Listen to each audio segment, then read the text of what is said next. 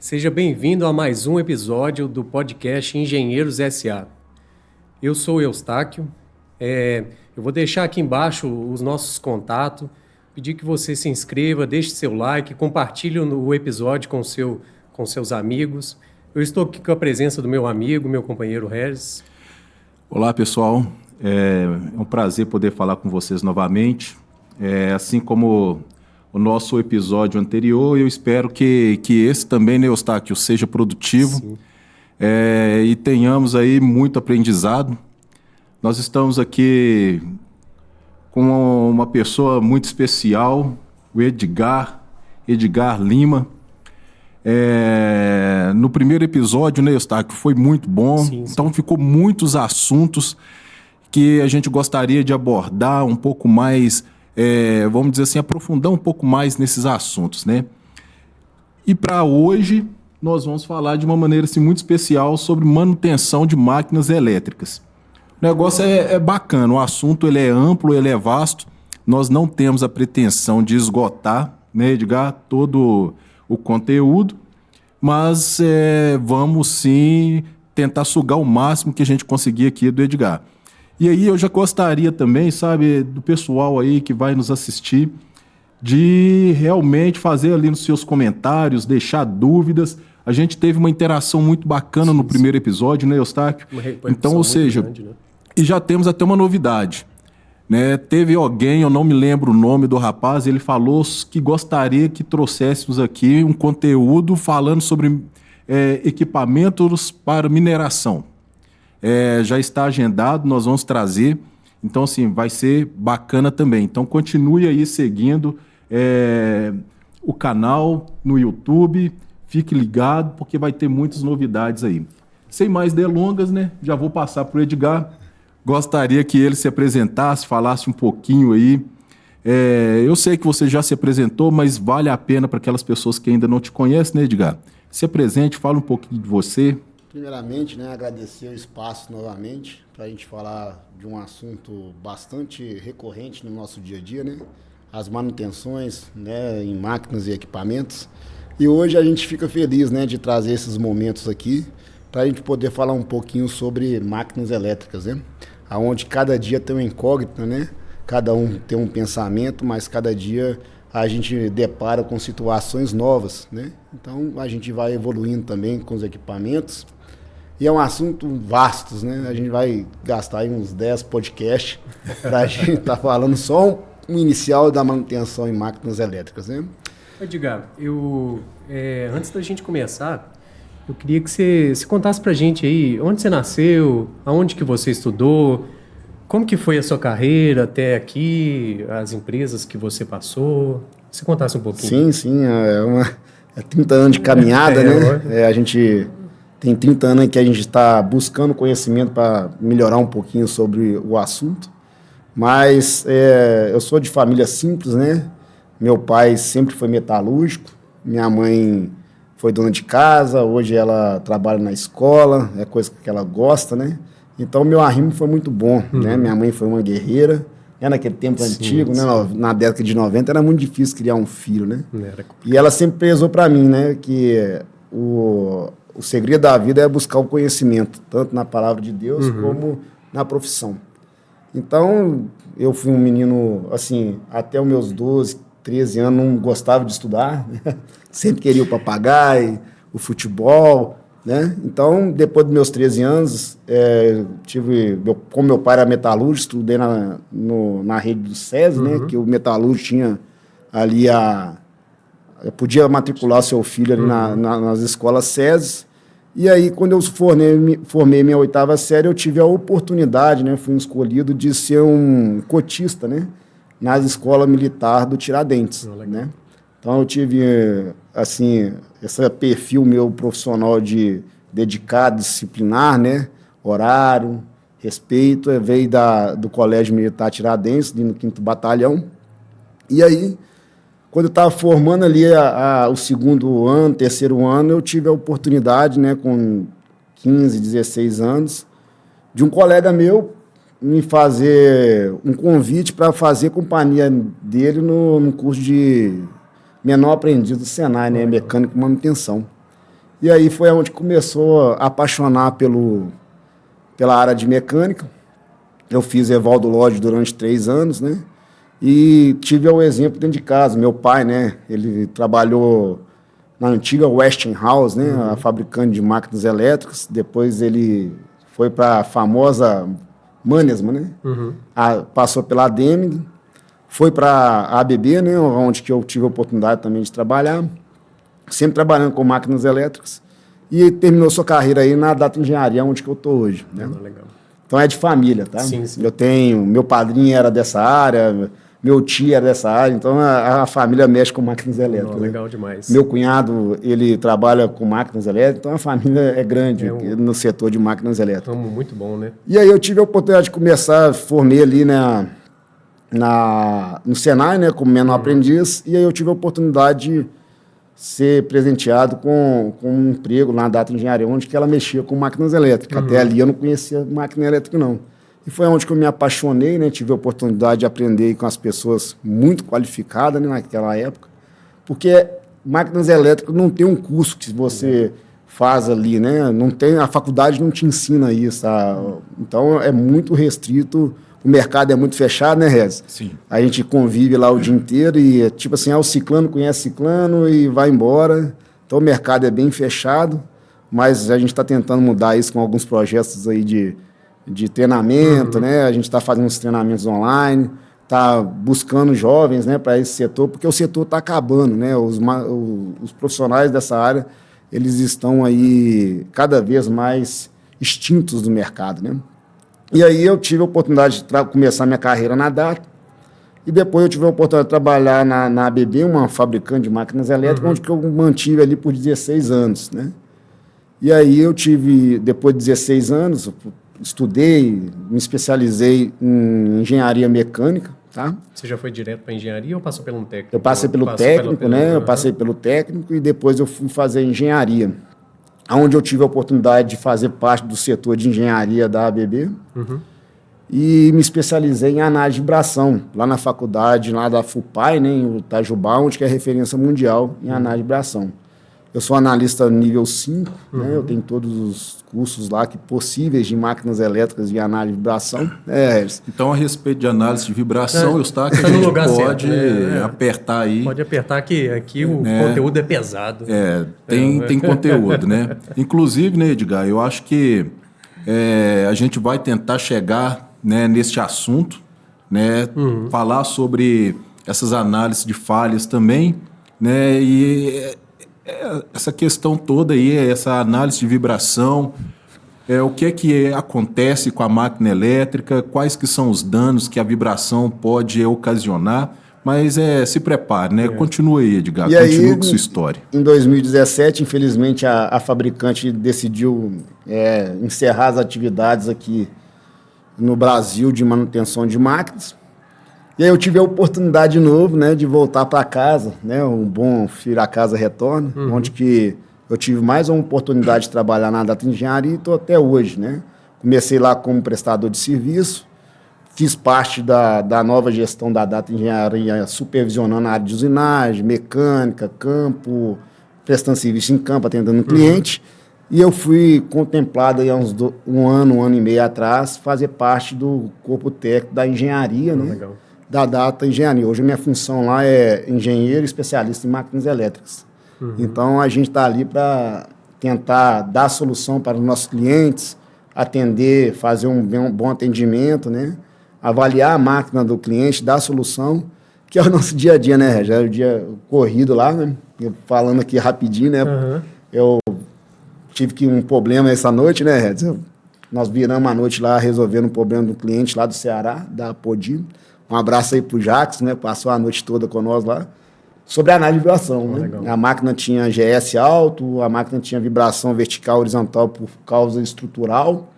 E a gente deu conta de monitorar essa vibração e dar a solução para o cliente. Cliente satisfeito, solução implementada, agora é só monitorar. Né? Não, a gente já entrando no assunto de manutenção de máquinas elétricas, eu queria que você explicasse para o nosso público quando você recebe uma máquina lá, um equipamento, qual que é o passo a passo, o que você faz para começar a manutenção em si? Então, máquina elétrica é como se fosse um paciente chegando no João 23, né? Ninguém tem uma reserva, são caras, são específicas para aquilo. E quando ela vem, né? Quando ela vem com uma manutenção, onde nós vamos falar daqui a pouco de monitoramento, manutenção preventiva, né? Planejada, ela é uma máquina que a gente trata mais tranquilo, né? Mas infelizmente 50% das máquinas aí chegam em urgência, né? Queimou, tira, tem defeito, tira. E aí o que a gente faz? Primeira coisa, né? Igual eu falei no podcast passado, é perguntar ao dono da máquina o que ela está sentindo, né? Quando a criança leva ela no médico, o pai fala, ela está sentindo dor, vomitando, então a gente chega a perguntar isso para o cliente. E aí o cliente passa essa informação para a gente, o que a gente faz? Faz uma desmontagem perita, né? A gente está ali peritando as possíveis falhas, né? E muitas vezes, né, o cliente chega lá e fala assim, a minha máquina queimou eletricamente para a massa, né? Ou seja, tem um curto que fechou para a massa e parou a máquina dele. Mas a gente não pode trabalhar com essa informação, né? A gente começa a peritar a máquina para quê? Para verificar se todas as partes e peças, elementos ali estão adequados, porque muitas vezes da falha elétrica é uma falha mecânica. Então, eu tenho que tratar a raiz do defeito, não é a catástrofe, né? Que aconteceu ali no bobinado. Então, aquilo ali é o que aconteceu, mas o que pode ter ocorrido aquilo ali pode ter sido uma coisa mecânica, uma má manutenção, aí a máquina já vem avisando pro cara ali que vai queimar, e máquina elétrica avisa. É exatamente sobre isso aí que eu ia até te perguntar, né, o Edgar. Essa máquina, ela vai dar um sinal? Tem algum sinal? Tem alguma coisa que, né, para quem está lá no campo, né, na planta lá, não sei, talvez uma planta de mineração, uma papeleira, né? Sei lá, não sei. Mas a máquina está funcionando. Tem algum sinal? Tem algum sintoma que antecede a parada? Né? Vamos dizer assim, a queima. O que as pessoas poderiam, assim, olha, averiguar? É igual, né? Um carro? Parece igual um carro? Que começa a dar um negocinho ali... Sim. Ela te anuncia que vai falhar. O que acontece? Máquina elétrica, ela é totalmente diferente dos outros tipos de equipamento, né? O videogame no passado, né? Quando os Ataris, o CCE, o seu pai virava e falava assim, desliga o videogame, tem 2 horas que você está jogando, ele vai queimar, né? Então, a máquina, o videogame ficava ligado muito tempo, ele ia queimar. A máquina elétrica já é diferente. Quanto mais tempo ela ficar ligada, menos esforços, né? De partida, de corrente, ela vai sofrer. Então, a máquina elétrica ela vai trabalhando e vai te anunciando, vai vibrando, mostrando frequência, aquecimento, corrente variável, né? E quando o cara para a máquina, não, minha máquina está boa, não preciso fazer manutenção não, mas eu vou parar ela para o moinho. E essa máquina para, né? E aí dá manutenção no moinho, limpa a parte, todo mundo quer dar a máquina está boa, não está apresentando nada. E aí o que acontece? Na hora da partida, essa máquina sofre uma corrente de mais ou menos de 5 a 6 vezes a corrente nominal dela. E aonde que é o esforço da máquina, né? Onde que ela tem que tirar a parte rotatórica da inércia, com o peso do que ela vai arrastar, né? Vocês falam partir a máquina vazia e depois com carga, né?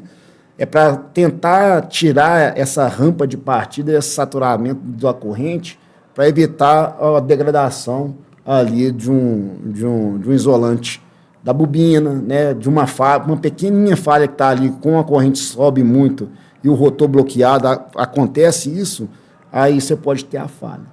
Então, ela vai te anunciando, ela vai te falar assim, eu vou queimar, eu estou precisando de uma água, eu estou precisando, né, de sair para jantar, e aí o cara fica, não, toca, isso aqui tá... Ele mede isolação, a isolação está lá boa, e aí ele não faz os procedimentos certos, fazer um IA, um IP, uma índice de polarização, né? Absorção, onde que ele vai ver ali se o isolamento da máquina está segurando, e aí ele só faz isolação. A isolação está boa, está dentro da tabela 100+1, né? Mega para a partida, e o cara fica ali naquela ali falando que a máquina está boa, mas ela está saturada. Problema, máquina parada traz o quê? Ela está quente, ela traz o quê? Umidade. Contaminação, umidade. É a mesma coisa de... Baixa isolação. Baixa isolação, né? Aí a umidade vai ali para o canal da saída da ranhura ali, onde está o pacote magnético, aí é um ponto mais frágil, onde que você tem a parte ativa da bobina, né? Onde está a tensão segurada dentro do pacote magnético, fazendo aquele fluxo magnético, e as pontas tá a tensão, né? Aí você entra na engenharia mecânica, né? Você sai de uma parte rígida e tem uma parte de pêndulo.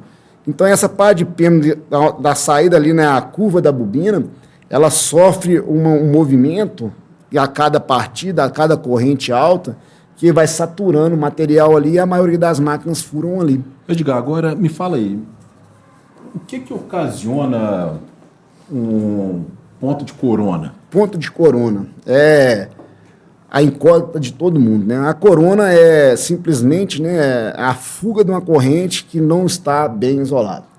E aí você tem ali várias situações que pode acontecer isso, né? Na própria fabricação da bobina, né, lá na fábrica, né, o cara faz uma amarração errada, coloca um calço em lugar que não pode. Então, uma frequência de uma fase para outra vai acontecer naquelas descargas, umidade, sujeira, e aí vai dando aqueles piques de fuga, mas não é um pique de fuga para a terra, tá ali, né, onde o material está saturado, e fica dando aquelas fuguinhas ali, por isso que a gente faz a câmera escura, né, para identificar a corona. Escurece a sala toda, coloca o estatorzinho lá, aplica tensão e você vai apontando os pontos de fuga e marcando lá para você consegue identificar na bobina. Consegue, é uma coisa impressionante. Dá um brilho, né? Tem que ser profissional adequado, cara treinado, porque se tiver um ponto de fuga maior, você pode ali tomar um choque, né, ocorrer um acidente. Mas é o teste mais, assim, que vai te falar aonde estão os seus pontos de corona. Legal. E visualmente, ela é fácil de identificar, porque é uma camada branca ali, né, tipo aquela, quando você pega o isqueiro, você lembra quando você pegava o isqueiro, dava um foguinho nela e ele acabava o gás, ficava aquele branco, meio cinzentado. Então, na maioria das vezes, é isso. Da corona, na cabeça de bobina, na saída da ranhura, aonde que a gente pode ter ali as tintas condutivas e sendo incondutivas, né? A amarração dos cabos na cabeça de bobina. Então, onde você tem muita aglomeração de isolantes que não são fáceis de monitorar, pode criar esses pontos de corona. E o ponto de corona hoje para as máquinas 13.8 aí é o pior problema que pode acontecer numa máquina, ela vai falhando, aí você cura a corona ali, aí aparece outro canto. Então, aí ele vai saltar a energia ali, vai passar e vai queimar o resto. Começa com uma tensãozinha, né? Se você não tomar cuidado ali, uma hora que uma partida dessa máquina, igual eu falei, toda vez que a máquina parte, você perde saturação de isolamento, e aí pode acontecer ali uma falha para a massa, uma falha para a fase e acontecer isso. Legal. Ô Edgar, falando ainda então sobre falhas de máquinas elétricas, você conseguiria citar, né? Porque eu sei que esse é um tema, né, Eustáquio, que gera muita curiosidade. E a gente realmente sabe que as literaturas que falam sobre os temas alemãs, né? Então, ou seja, o acesso não é tão legal. Não é fácil. Você não fala alemão, fácil, né? Quando você pega um não alemão, é uma tradução do alemão para o inglês, né? E aí você fica todo perdido, né? E assim, eu tive um certo grau de dificuldade, né? Principalmente quando nós fomos gravar ali sobre o Data Academy, e aí a gente precisava fazer ali coletar materiais sobre máquinas elétricas para, né, ou seja, fazer o nosso compilado. Só para situar o nosso ouvinte, você citou sobre o Data, explica... o Data... o Data Academy é uma faculdade corporativa, né? Da empresa lá. Da empresa. Então a gente precisou fazer um compilado de materiais, né, para levantamento de dados. Um levantamento de dados, né? Justamente para que o curso que estava sendo ministrado, e são vários cursos, eles tenham, assim, profundidade, consistência. Então a gente sempre se esbarrou um pouco assim, opa, falta um pouco de literatura, não é tão simples, não é qualquer pesquisa, né, no Google que você acha tudo ali prontinho, não. Então a gente está tendo um privilégio aqui, para falar a verdade é essa, nós estamos tendo um privilégio, né, de abordar este assunto e falar também sobre quais que são as falhas mais comuns, né, de uma máquina elétrica. Eu sei, você já citou algumas, ponto de corona, tal, mas o que você falaria um pouco mais aí? Então, hoje, né, vou ter que dar um depoimento contra a categoria, né? A engenharia mecânica, né, contra a engenharia elétrica. Qualquer lugar que você chegar vai ter essa disputa, né, da engenharia mecânica e a engenharia elétrica, a manutenção mecânica e a manutenção elétrica. Mas, infelizmente, 95% das falhas elétricas são provocadas por falhas mecânicas, tá? Falhas mecânicas por quê? Porque uma falha de um elemento, né, ali do conjunto de um motor, gerador, ela pode trazer danos ao isolamento elétrico. Como assim? Pô, Edgar, mas como que um rolamento vai danificar a bobina do rotor, do estator, um polo saliente, um anel? Aonde tudo gira, né, existem vibrações, né? E aonde que eu tenho a parte rotatórica, né, que são nossos rotores, para a estática, que são os estatores, eu tenho uma transferência de força e de frequências naturais, ressonância magnética, ressonância de estrutura, é muita coisa envolvida. O motor elétrico eu acho que abrange quase 95% das frequências que pode ter numa máquina. Né? Ontem eu achei uma frequência lá em 19 mil e tantos hertz a 135 de banda laterais, e a gente ficou investigando aquilo ali, estudando, fazendo cálculo, e a gente chegou a uma definição, né? Que pode ser um defeito de um elemento de máquina que está ali dentro, afixado no rotor todo, e eu não sei, não soube identificar se foi uma tampa interna, se foi um rolamento, defeito de rolamento, alguma coisa. Mas foi lá em altas rotações, né? Então, o analista lá que está verificando a máquina elétrica, ele pega ali os 500 Hz de frequência e só analisa aquilo ali. E o segredo da máquina elétrica, ele está lá para as altas frequências, 20 mil Hz, 5 mil Hz, né? Então, o que acontece? O elemento mecânico vai falhando, vai folgando, né? Tem tolerâncias e ajustes aí entre a parte antifrição da máquina, que são os rolamentos, os mancais, e ali é onde que vou fazer a interligação da parte que está girando para a que está estacionada. E aí isso absorve a vibração. Por isso que a maioria das nossas falhas são em mancais de rolamento e mancais de bucha, aonde que ocasiona o defeito nesse elemento e traz muito transtorno para a vida da máquina. Por exemplo, eu tenho uma vibração lá de uma vez a rotação de desbalanceamento. O meu motor trabalha numa área de cimento e as paletas ali do rotor foi contaminando, desbalanceou e está vibrando, está vibrando, está vibrando. Aonde que essa vibração vai? Aonde que é mais fraco? As caixas de rolamento. Entre a pista externa e a tampa. E elas se afrouxam, e aí os elementos começam a ficar frouxos, começam a vibrar, a amplitude começa a aumentar. Eu não posso parar minha máquina. Sabe para onde que essa vibração vai? Lá para a cunha, aonde que fixa a bobina. A cunha se solta, entra entre o rotor e o estator, ali no gap, né, do entre-ferro, e acaba danificando o isolamento da máquina.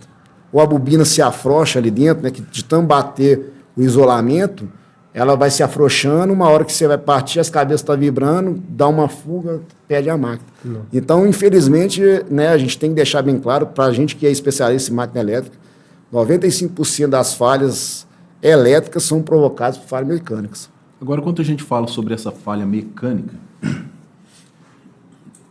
hoje tem algum tipo de monitoramento? Sim. Eu sei que, né, quando a gente fala sobre monitoramento, aí a gente entra muito dentro das soluções que são oferecidas, né, pelo AFS Soluções, né? Eles prestam essa consultoria, né?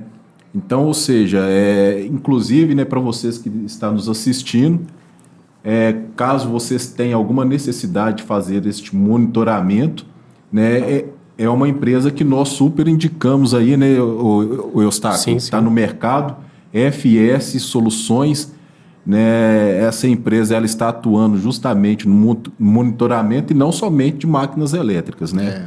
É um monitoramento de uma forma geral. Vale a pena vocês entrar em contato aí, vocês vão falar com o nosso amigo César Sena e eu tenho certeza aí que, né, vai fechar alguns negócios produtivos aí, né? Está em boas mãos, né? Tem boas César... mãos. E tem também, dentro da manutenção, a gente tem também o projeto, né, no caso.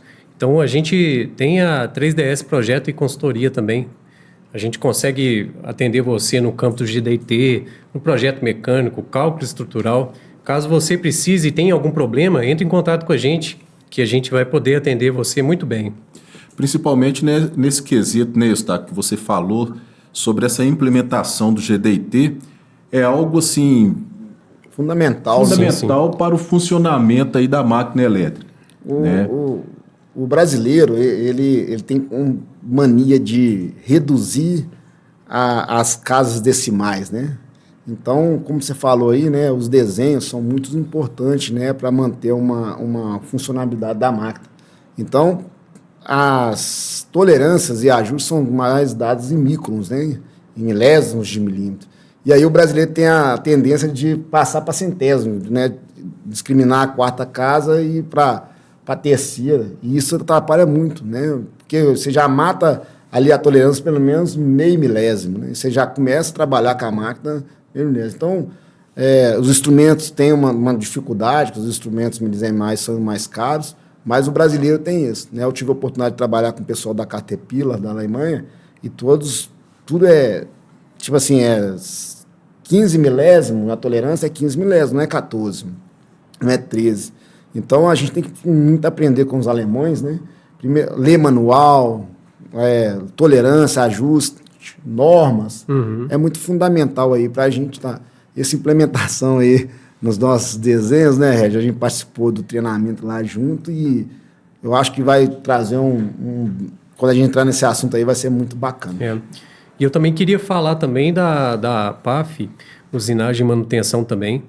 Dentro do projeto também é uma empresa qualificada que consegue também colocar em prática os seus projetos dentro da usinagem, manutenção, eles conseguem também ajudar. E também queria falar também da EA Lima e Consultoria, que você que está precisando tirar sua ART, você que está precisando de toda uma consulta dentro da engenharia, é uma empresa qualificada e se você quiser entrar em contato, a gente vai deixar aqui na descrição do episódio todos os contatos das empresas que estão patrocinando o nosso episódio. E vale a pena sempre falar, né, Eustáquio, que são empresas que nós confiamos. Qualificadas, né? Qualificada. E é um cuidado que nós temos, porque sabemos que no mercado existe aí empresas e empresas. Sim. Né? E aí, então, nós temos esse cuidado. Se não fosse qualificado, a gente não ia trazer, né? Nem falaríamos, né? E, inclusive, se você tem um interesse também em patrocinar, né, este podcast, para que este assunto continue chegando a cada vez mais números de pessoas mais elevados, nós estamos à disposição, né? Nós vamos deixar o contato lá para que você entre em contato conosco e demonstre o seu interesse. E será um prazer, né, fazer aí uma parceria de sucesso, mesmo porque esse tema de manutenção, né, Eustáquio, vamos dizer assim, Edgar, o negócio é muito restrito. Não é demais. Hoje, pela tarde, eu estava falando com um colega, falando sobre o podcast, e ele falando que, poxa, que iniciativa bacana, porque, assim, são temas que nós estamos abordando, coisas que nós falamos, vamos dizer assim, no chão de fábrica, né? Que nós estamos ali na empresa, vai conversando com um, conversando com o outro. Sofre, não sofre? Sofre, não sofre. E aí acaba que isso não é tão difundido. Como você falou, não tem ali uma literatura tão específica, tão de fácil acesso para isso. Né? E nós estamos aqui. E aí eu vou já, vamos dizer assim, apertar um pouco mais aí, porque... Lá vem as perguntas do Regi. Vamos na polêmica. Tá, Edgar, vamos falar aqui para nós, fala para nós aqui, né, qual que é o melhor método? Se existe o melhor também, não sei. Mas qual que é o melhor método para que a gente consiga fazer uma análise e monitorar um defeito de uma máquina elétrica? Então, nós estamos bem avançados nesse assunto hoje, né? Existem vários métodos e equipamentos que a gente faz um monitoramento, né, bacana, tanto mecânico como elétrico. Mas vamos voltar um pouquinho, né? Lá atrás, lá na década de 70, 75, onde que as máquinas eram fabricadas para tanque de guerra, né? Para aguentar mesmo, né? Tem as normas NEMA aí que tem máquina que pode trabalhar até 200% da carga dela, né? Então, ao passar do tempo, né, a gente teve que começar a baratear essas máquinas, né? Trazer mais evolução. Percebemos que a temperatura prejudica a máquina, né, a potência da máquina. Então, nós temos que começar a trabalhar com materiais que facilidade de troca de calor, né, os antimônios, alumínios. E aí a gente foi perdendo peso, foi perdendo a estrutura das máquinas. E é bom e é ruim, né? Então, os métodos de avaliação de máquina também mudaram, né? Antigamente, lá na década de 90, você só tinha um analisador de vibração, um mega, talvez um HiPot, alguma coisa assim, mas era muito restrito isso. Ficava mais para os fabricantes, né, e para os reparadores, né? O que aconteceu de bom na década de 90? Os caras, né, os amagedons da vida dos fabricantes começaram a se aposentar, saíram das empresas e um caminho bem bonito, né? Esse pessoal que estava à frente, não pararam de evoluir as manutenções de máquinas elétricas. O que eles fizeram? Montaram empresas, né? Então, várias empresas que a gente conhece aqui é de ex-gerente de GE, ex-gerente de ABB, Westinghouse, WEG, né? Uhum. Então, a gente foi multiplicando esse conhecimento que estava dentro das fabricantes. E hoje a gente tem muita empresa aí de potência, né? A empresa que eu trabalho, se você pegar o corpo técnico dela, né? A gente tem ABB, GE, Toshiba, quem mais? WEG lá dentro, né? Então, o corpo técnico dela hoje não perde para nenhuma fabricante. Ou pode ser até melhor, né, Regis? A gente vai lá, atende, o fabricante esteve aqui, não, a solução é essa. Então, talvez essas empresas de manutenção e monitoramento, elas superaram os fabricantes. Então, hoje nós temos 2 métodos muito excelentes de monitoramento. É o monitoramento online, tá? Que a gente faz ali, instala os sensorzinhos, né? Aí analisa corrente, vibração, temperatura. Tem o método, né, o convencional, que o cara faz as análises de vibração ali, né? Vai lá no pé da máquina. Eu acho que esse método é o melhor para o mecânico. O cara vai lá em 2 dias e vê se a máquina está vibrando, se tem um vazamento, se o PTC está funcionando, e ele sente a máquina. É tipo assim, inspeção visual. Você passa na porta do bar, todo dia o bar está aberto, tem um cara lá tomando cerveja. O dia que o cara não está, você preocupa, você vai ver o cara mudou, né? Ou se não, foi fazer outras coisas, e aí você fala, o cara não está ali, aconteceu alguma coisa. Uhum. Então, o método melhor é o pé da máquina. Sim, a gente fala o pé da máquina. E a análise de vibração e os aparelhos hoje. A SKF lançou agora o CM95, que é coisa de louco, dá 3D, mostra onde está o defeito, tem jeito de você mapear a máquina toda, mostrar os pontos fracos, não fracos. E para a parte elétrica, né, a gente tem a análise, né, do saturamento, do isolamento da máquina, né, que é as análises, as diagnoses que a gente faz no equipamento, né? A máquina para, a gente vai lá, aplica um tantão de testes, né? Elétrico nela, um surge, um HiPost, tangente delta, loop test, isolação IA/IP, e a gente tem esse resultado e joga num banco de dados, por experiência de tantas máquinas, né?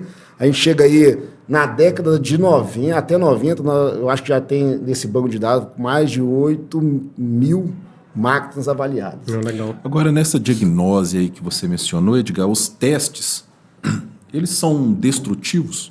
Não. Eles são orientativos, né?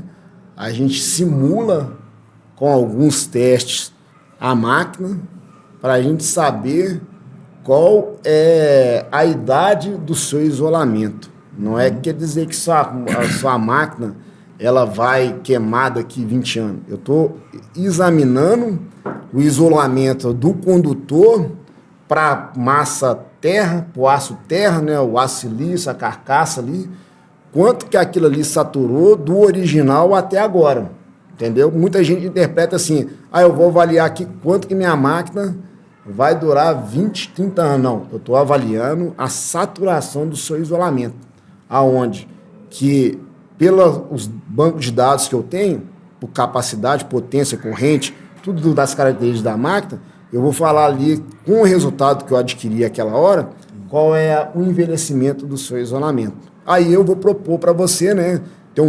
Mais para frente a gente não deve falar um pouquinho sobre isso, mas a gente vai propor ali se merece um revigoramento, né? Limpar a máquina, impregnar novamente, né? Fazer alguns reparos para ela voltar a ter os resultados bacanas. Mas tem máquina de 1979 que nunca foi rebobinada. A gente faz essa avaliação, ela mostra lá que a saturação do isolamento dela é 5 anos. Uma máquina que está trabalhando aí há quase 50 anos. Então, as máquinas antigas, né? Eu acho que o pessoal ficava meio com medo de errar os cálculos de engenheiro. Colocava para cima, né? Isso aqui eu preciso só de 14 voltas de mica, né? Pô, eu tenho um motor 3.8, 14 voltas de mica. A mica isola 1000, eu vou por 16, 17, 18. Aí os canalzão lá assim, aí você vai desrebobinar a máquina, você vai para... Aí que está o nosso defeito, né? Ela tem a originalidade da máquina é o que te dá a capacidade que ela pode absorver isso aí. Aí um reparador sem conhecimento, ele vai lá, abre a máquina, não, isso aqui é só 14 voltas, eu vou economizar mais 3 voltas de mica aqui, eu vou calçar com calço, eu vou pôr um TVE aqui, e aí ele começa a alterar a máquina. E aí, por exemplo, ele entrega a máquina para o nosso cliente, já rodou por 50 anos. Aí esse reparador, né, que a gente não pode, que não tem esse conhecimento, ele vai lá e põe a máquina para rodar em 5 anos. Aí vai lá para a oficina para nós. E aí a gente avalia, mas essa máquina sua aqui, ó, a experiência é tão grande que a gente bate o olho no isolamento, no enrolamento da máquina, você fala, esse motor é BB original, esse motor é Toshiba original. Já aconteceu em um teste, na hora de você... Me pergunta se você penora ou na peritagem ou talvez, não sei, depois de feita a manutenção, um teste ali, você acontecer de estragar a máquina, queimar alguma coisa? Então, o teste pior que a gente tem é o high pot, tá? O high pot, você aplica uma tensão, mais uma tensão dobrada nele para você ver se aquilo ali vai aguentar, se no caso de uma parada sem programação, um rotor bloqueado, alguma coisa que a corrente vai elevar e vai causar o curto-circuito. Mas esse high pot, por norma, né, por ser um teste destrutivo, e se tiver o destrutivo, ele pode ser o valor muito alto, ele tem que ser autorizado pelo dono da máquina. Entendi. Tá? Eu não posso chegar lá e meter um high pot na máquina. Você não oferece já esse teste, já por exemplo, tem que pedir. Eu tenho indício, o high pot a gente tenta utilizar só no último caso, tá? A gente faz IA, IP, isolação, resistência, loop test, a gente faz tudo que você imagina, descargas parciais, tudo isso aí. E aí tudo está indicando que a máquina vai um dia falhar. E aí a gente propõe para o cliente, quer fazer, já que está aqui desmontada, você vê para manutenção básica, os testes estão, o IA e IP da máquina, né?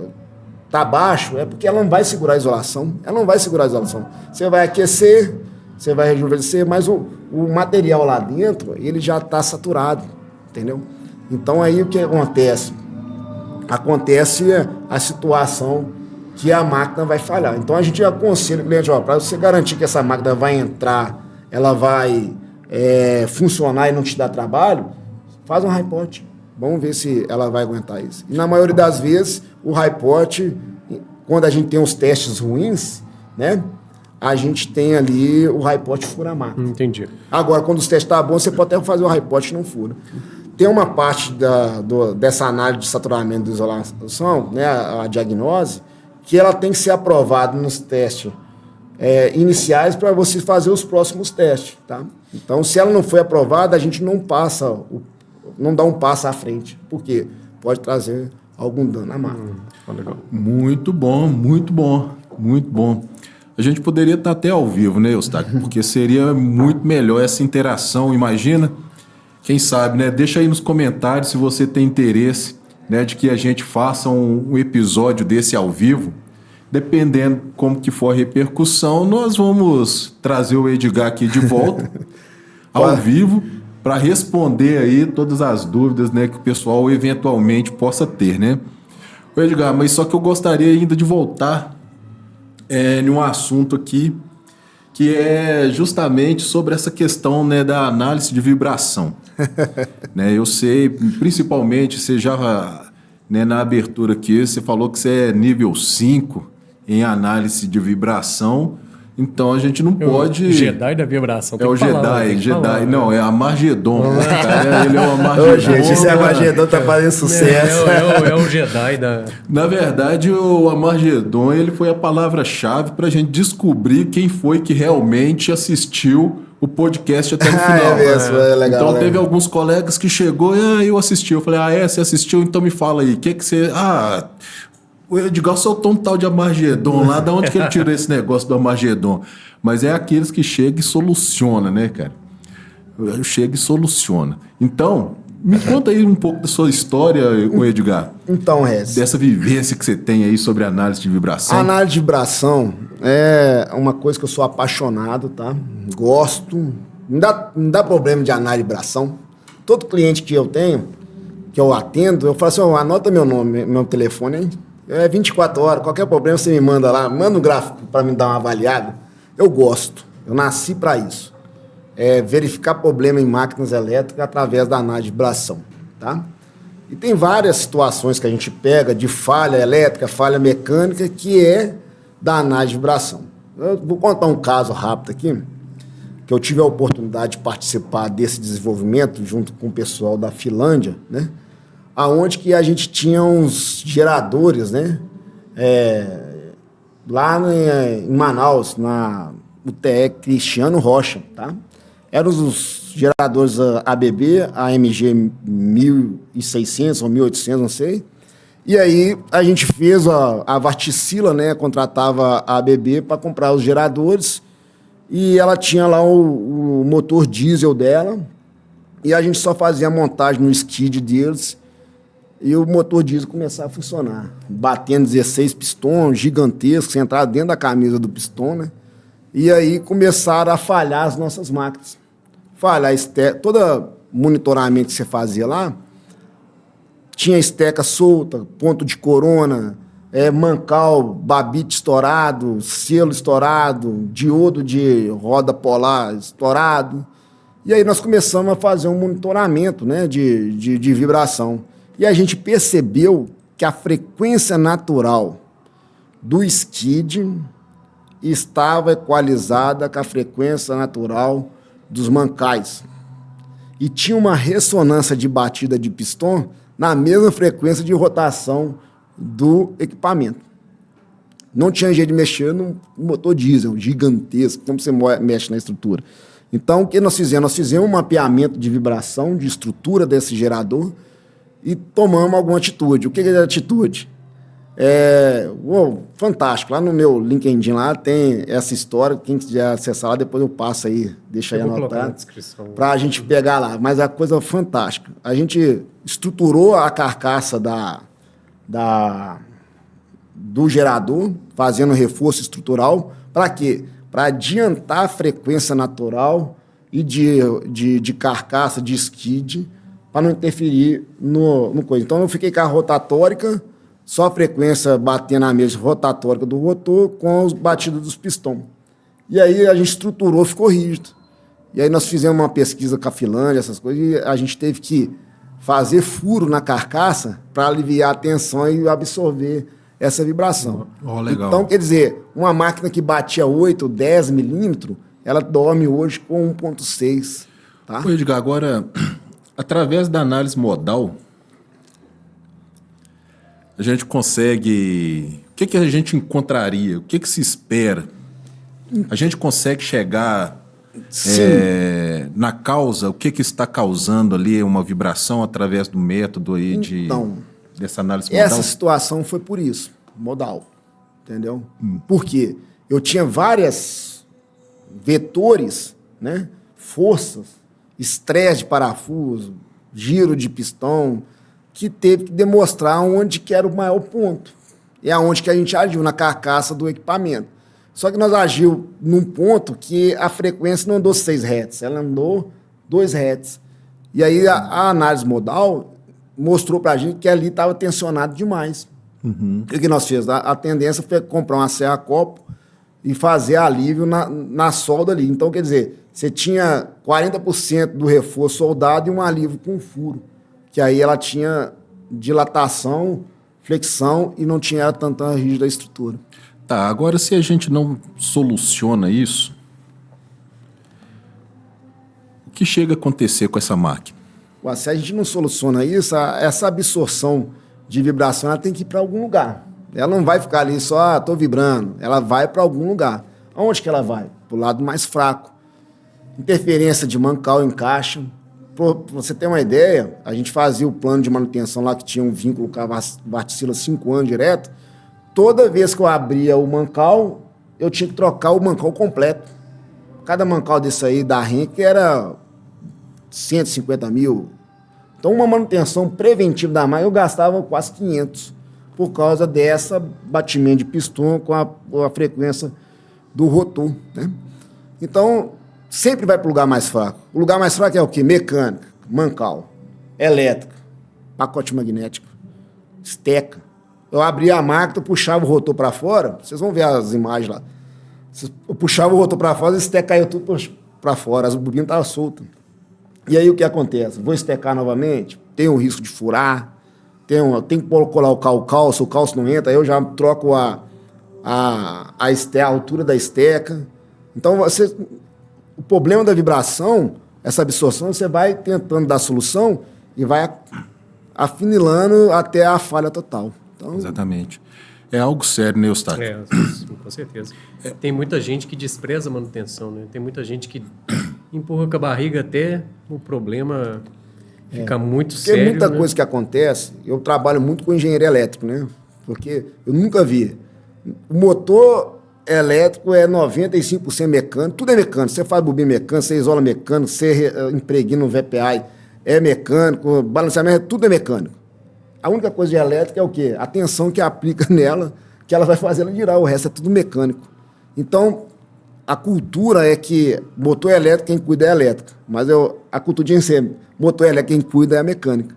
Né? Porque todo câncer, né? Todo defeito que eu vou pôr na máquina é mecânico. É elétrico só se eu tiver uma falha de fabricação, de isolação de bobina, errei lá o isolante, errei lá o passe da bobina, né? Acontece muito, a volta de espira, ali vou ter uma frequência elétrica, mas o resto é tudo mecânico, tudo provocado.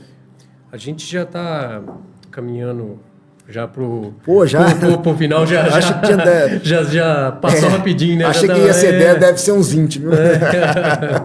Então, Edgar, eu queria que, para a turma que está, vamos falar assim, adolescente, né? A turma que está chegando, querendo entrar na engenharia, que assim, ainda está indecisa e não sabe o que vai, eu queria que você falasse aí com a sua experiência o que ele poderia, o caminho que ele poderia seguir.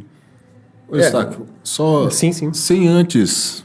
Você vai chegar nesse ponto porque eu acho que esse ponto aí ele é muito importante. Mas só para deixar aquele gostinho de quero mais, porque eu recebi uma mensagem aqui do nosso amigo César Sena. Ah, tá legal. E ele já falou aqui que no próximo episódio ele vai estar. E o que ele quer falar, e ele até, inclusive, ele fala aqui o seguinte, que não era pro Edgar falar sobre rolamentos. Foi mesmo, não fala de rolamento. Porque ele quer falar sobre rolamentos. Então, no próximo episódio, nós vamos estar falando aqui, nós vamos abordar um tema um pouco mais aprofundado sobre as falhas no rolamento, tipos de rolamento, aplicações desse rolamento. O maior vilão das máquinas elétricas. Exatamente. E aí, assim, e o ponto que eu queria, meio que só para contrariar um pouco o César, é o seguinte, Porque eu sei que, quando nós falamos da máquina elétrica, né, aí nós temos alguns componentes, o eixo. Nós temos o eixo, que é muito importante para a máquina elétrica. Inclusive, até a aplicação do GDIT, sabe, Eustáquio? Que é algo, assim, vamos dizer assim, muito inovador. E a gente vai percebendo que, quanto isso não é observado, né, a gente acaba comprometendo a qualidade do serviço, né, a qualidade da entrega ali do equipamento. Por exemplo, numa manutenção onde você tem uma troca de eixo, ou então uma fabricação de eixo, e você não aplica aí, né, as devidas normas de toleranciamento, vamos dizer assim, tanto toleranciamento dimensional quanto toleranciamento geométrico. Você não observa isso. Querendo ou não, essa falha de toleranciamento, a palavra é complicado, palavra bonita, toleranciamento, né, essa falha de tolerância pode, Edgar, acarretar atrapalhar ou influenciar de forma negativa a vibração dessa máquina? Tirando a falha de montagem, não vou falar rolamento, né? Tirando a falha de montagem e rolamento, todas as falhas, assim, quase 90% das falhas são por causa de tolerâncias inadequadas. E não tolerância só de medida, de paralelismo, de centricidade. E uma coisa que eu vou falar aqui, fica a questão aí, quem trabalha com usinagem, na hora que você põe uma tolerância e ajuste, você confere a rugosidade da superfície que você usinou. Exatamente. A rugosidade, ela joga tudo pro mato. Você põe medida, o cara te mostra ali, a crista ficou alta, né? Por exemplo, a tolerância de rolamento, no máximo é 1.6 RA. Tem cara lá que coloca 2, 3. E aí ele monta o rolamento, pressão, área menor, crista alta, fecha, perde medida, o rolamento gira no eixo e falha a máquina. Então, é muito importante, o desenho tem que ser bem elaborado, o paralelismo, a excentricidade tem que ser amarrada nos colos dos rolamentos, porque é ali que é o centro de tudo. Exatamente. Se eu tenho uma valorização de 6 centésimos no colo do rolamento e um rotor muito grande, eu vou ter um núcleo batendo, variando o gap magnético, eu vou ter lá 120 Hz na vibração, desalinhamento magnético, né? Então, é importantíssimo. Não, e assim, né, para quem está nos escutando, se quiser saber um pouco mais sobre este tema, né, sobre tolerância geométrica, a implementação, como que o setor de projetos vai implementar isso para a entrega aí, né, dos projetos mecânicos, né? Aqui nós mencionamos só o eixo, mas tem uma aplicação um pouco mais vasta. Entra lá em contato, né? Se você tem interesse em saber um pouco mais, entre em contato lá com a 3D, Projetos e Consultoria. Essa empresa ela é especializada neste tema, né? E com certeza eu creio que essa empresa conseguirá ajudar vocês sobre este assunto. Agora, Edgar, nós realmente já estamos aí partindo para a reta final. Cara, responde a pergunta do Eustáquio. O que você diria para esses jovens mancebos aí que está... essa turma indecisa aqui no... Então, a característica do jovem hoje mudou muito, né? Então, o jovem hoje, graças a Deus, ele tem acesso à informação, coisa que a gente não tinha há 30 anos atrás, né? Eu só tenho que dar o exemplo, né, de que só basta querer aprender, respeitar as pessoas que estão na sua frente, né, de idade. O cara lá tá com 60 anos, ele conhece muito. E eu tô com 40 anos, eu conheço muito, mas ele tem mais para me dar que eu tenho também para dar a ele, né, que a tecnologia chega, a gente vai se avançando. Não adianta um menino entrar no curso de menor aprendiz de manutenção, mecânica manutenção, como eu entrei no passado, né, há 30 anos atrás, e não querer levar as coisas a sério. Aprendeu lá o que é um parafuso? Vai lá, pesquisa na internet, procura, envolve, se joga no negócio. Agora, você começou a fazer mecânica, cara, e não, cara, eu estou fazendo porque meu pai quer, porque o meu vizinho é engenheiro mecânico e ganha bem, ele tem um carro bacana, eu quero ser engenheiro mecânico, mas se não está dentro do coração, não está ali com amor, ele vai ser um normal, ele não vai ser um Armagedon. Então, a mecânica tem que ter amor, tem que saber pesquisar, querer envolver. Não é só porque eu mexo com motor elétrico, Eu vou mexer só com motor elétrico, eu tenho que saber o que está acontecendo, envolver, fazer lá engenharia mecânica, mas não é só engenharia mecânica, você tem que correr atrás de um curso, né? É caro, mas você dá conta de pagar. Para de tomar cervejinha, para de sair no domingo, que você dá conta de pagar. Uhum. Então, a informação, né, é o melhor para o cara de mecânica, manutenção, elétrica, né, que a informação ele tem que adquirir. Pode ser por experiência, pode ser por prática, pode ser por manual, pode ser por livros alemães, né? É complicado, mas vale a vontade. Né? E agora, maravilha. Assim, eu já vou terminar, né? Nós estamos nos últimos minutinhos e a gente tem uma novidade. Nós temos uma novidade. Engenharia SA, nós vamos ter o nosso workshop, né? Mas aí vocês vão ter que continuar acessando para saber quando vai ser e aonde vai ser. Então, fique atento aos próximos episódios, porque tá tudo já muito bem organizado para que a gente consiga. Então, sim. Nós não é só o canal no YouTube, não. Nós vamos fazer pequenos workshops justamente para fomentar essa cultura, né? Trazendo os jovens temas sempre relevantes, interessantes, para que os jovens aí também tenham interesse de entrar nesse mundo fascinante da engenharia. Já queria agradecer, muito obrigado, né, Edgar, por disponibilizar aí seu tempo. Eustáquio também está aqui, muito obrigado, né? Esse episódio foi maravilhoso e deixa suas considerações finais aí, Eustáquio. Edgar, quero agradecer a sua presença aí novamente, foi maravilhoso aí um conteúdo. Muito obrigado pela presença também, estar junto com a gente. E eu queria agradecer a você que está aqui até agora. E queria falar que na descrição do nosso vídeo vai ter o grupo do Telegram. Caso você queira entrar, queira interagir com a gente vai falar mais sobre esse novo projeto lá. Também vai ter o e-mail, você pode entrar em contato com a gente e coisas novas virão para o futuro. Eu agradeço a sua presença até aqui. Deixe seu like, compartilhe com seu amigo e muito obrigado.